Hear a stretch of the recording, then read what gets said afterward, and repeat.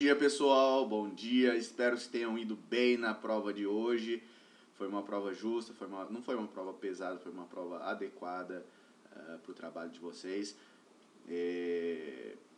Eu já vou passando a recomendação para a segunda fase. O que? Façam o Piquimecum. O Piquimecum é um vademecum da legislação de Goiás, incluindo o que?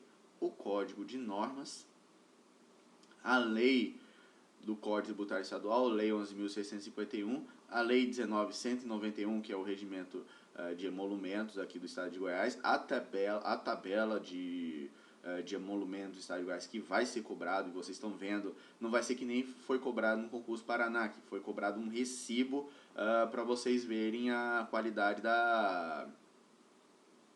assim, discriminar precisamente os emolumentos a serem cobrados em determinado ato. Não vai ser assim, mas eu presumo que vai ser uma escritura pública de inventário, que vai ser cobrado por causa da complexidade do teor do ato, e dá para trabalhar muito bem o conhecimento notarial e registral e as peculiaridades aqui do Estado, principalmente da legislação tributária estadual. Ok, pessoal? Fiquem bem atentos em relação a isso. Mas hoje eu vou falar sobre tabelionato de notas. Hoje vai ser a parte 2 do tabelionato de notas, conforme eu comprometi. E quais são os livros do tabelionato? Que tem um limite de 200 folhas cada, numeradas em ordem sequencial. Logicamente, com provimento número 100, com ato notarial eletrônico, não vai ter mais isso, mas como está vigente o Código de Normas, vocês estão no futuro, vocês vão ver, vocês vão trabalhar com cartórios interligados, digitalizados. A estrutura vai ser bem menor do que a atual, mas mantém uma boa dinâmica que vocês vão ter o sucesso profissional. E quais são os livros? O livro de protocolo de notas, o livro de escritura, o livro de testamento e o livro de procurações, que é feito para lavratura de procurações e subestabelecimento, certo, pessoal? Lembrando que quais são os campos do livro protocolo, que pode ser exclusivamente eletrônico. Tem o número dado do protocolo, os nomes dos interessados, a espécie do ato, a data da assinatura, o livro e folha em que foi lavrado o ato, o valor de emolumentos e taxa judiciária, bem como as observações. Pessoal, lembrando, pessoal, mas o livro de escritura, ele pode ser o quê? De acordo com a conveniência. E caiu no concurso de remoção sobre se tem que ter autorização do corregedor, mas de acordo com a conveniência do tabelião de notas. Ele pode ser desdobrado em livros de escrituras diversas, compra e venda, contratos, compromisso de compra e venda, transmissões diversas, hipotecas e quitações, além de outros, que visa eficiência e presteza do serviço.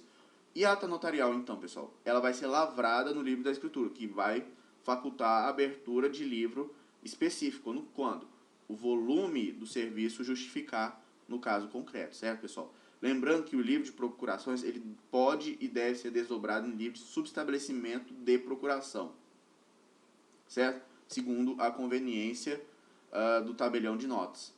E lá, além desses livros, é obrigatória a manutenção de livro próprio das procurações oriundas de outras serventias judiciais. Lembrando que tem um módulo dentro da SENSEC que é CEP, que é o módulo de escritura de procuração, certo, pessoal? Lembrando que o tabelionato de notas ele manterá o original ou cópia de documentos pessoais, atos constitutivos de pessoas jurídicas e eventuais alterações, certidões simplificadas respectivos órgãos de arquivamento, como juntas comerciais ou o RCPJ. Também traslados e subestabelecimentos de procurações outorgados em outras serventias, alvarás, mandados e ofícios judiciais, certidões expedidas por entes federativos e demais órgãos possuam cópia autêntica, os certificados de imóvel rural e também prova de quitação do imposto territorial rural, certidões expedidas pelo Serviço de Registro de Imóveis, comprovante de recolhimento de imposto de transmissão quando houver. Informações da SENSEC sobre a inexistente testamento de documentos de identificação do autor da herança, comprovantes de propriedade de bens imóveis e dos valores a eles atribuídos, também documentos avulsos como orçamentos, mapas, atestados médicos, imagens e outros arquivos que tenham sido utilizados na lavratura de atos notariais. Lembrando que o uso de papel e etiqueta de segurança, de acordo com o artigo 348 do Código de Normas de Goiás, ele é obrigatório para a lavratura de ato notarial. Ok, pessoal? Lembrando que o modelo de papel e de etiqueta de segurança vai ser desenvolvido pela própria serventia, a partir de um padrão estabelecido pelo Colégio Notarial do Estado de Goiás. Se for em outro estado, o Colégio Notarial do Brasil, seção de qualquer estado, e aprovado pela Corregedoria Geral de Justiça, certo? Lembrando que o tabelião de notas ele tem que velar pela guarda dos impressos em local seguro, ok, pessoal? E havendo, logicamente, isso aí, o meio papelizado, ele vai cada vez mais ser mitigado.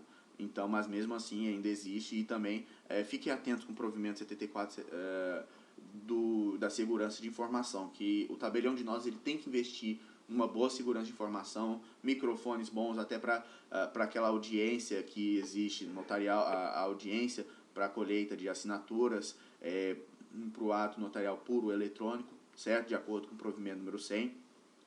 Lembrando que, havendo excepcionalmente necessidade de lavratura de ato notarial em papel diverso do impresso de segurança, o fato será comunicado ao corregedor permanente, via ofício e consignado no próprio documento lavrado. Quais são os requisitos do ato notarial? A data, com a indicação do local, dia, mês e ano da lavratura. Lugar onde foi lido ou assinado, com o endereço completo, se não for tratado a sede da serventia. Lembrando que isso é o princípio da territorialidade. Ele não pode lavrar um ato fora dos limites territoriais do município de acordo com a outorga. Certo, pessoal? Nome e qualificação das partes e demais intervenientes, reconhecimento da identidade e da capacidade das partes de quantos hajam comparecido ao ato, menção ao livro, folha e serventim que foi lavrada, a procuração que ficará arquivada, manifestação da vontade das partes intervenientes, comprovação da existência legal da representação da pessoa jurídica, quando essa for parte, certo? E devendo ser fornecida serventia para arquivamento, cópia do contrato social ou estatuto e a certidão simplificada da junta comercial ou do RCPJ. Indicação clara e precisa da natureza do negócio jurídico e o seu objeto.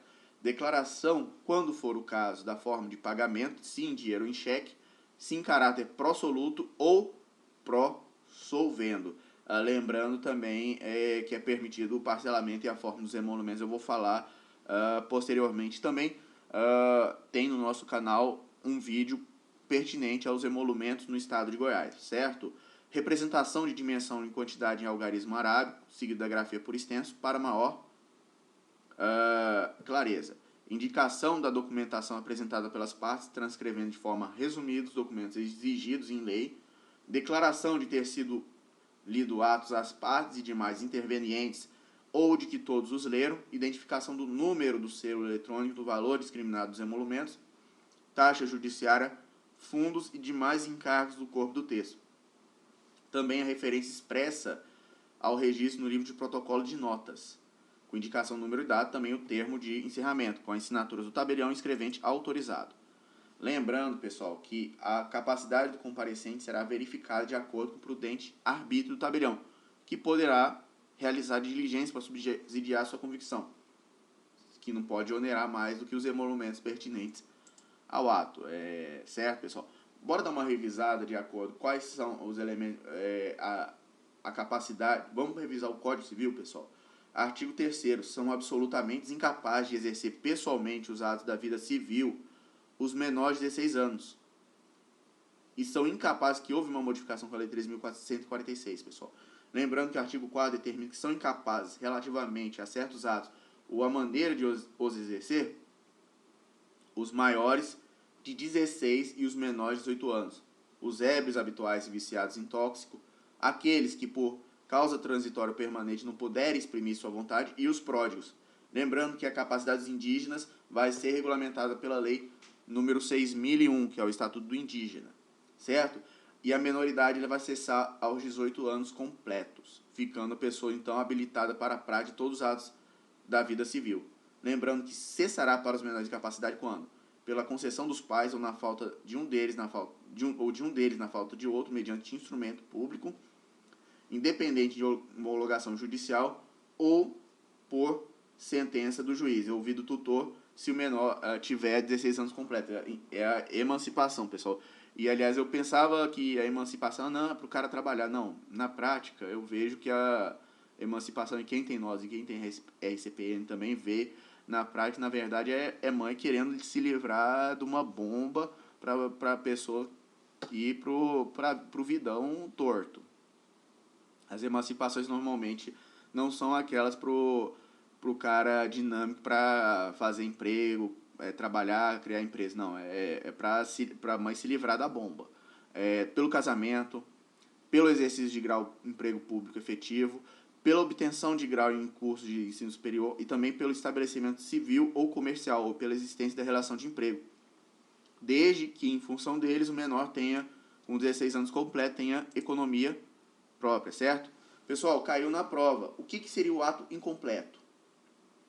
Se decorridos 60 dias da lavratura do ato, ausente a assinatura da parte ou do interessado, seja pelo não comparecimento da existência ou discordância, ou verificar antes da subscrição qualquer elemento do ato hábil a invalidá-lo ou impossibilitar-lhe a lavratura, ainda que após a assinatura das partes. Pessoal, eu vou fazer uma terceira parte, vai ser picadinho, e fiquem atentos, olhem, assistam os vídeos do canal e estamos aqui à disposição. Vamos lá, vamos cumprir o nosso sonho e desejo boa sorte para quem está fazendo concurso de Goiás e vai para a segunda fase. Deus abençoe vocês e uma boa semana.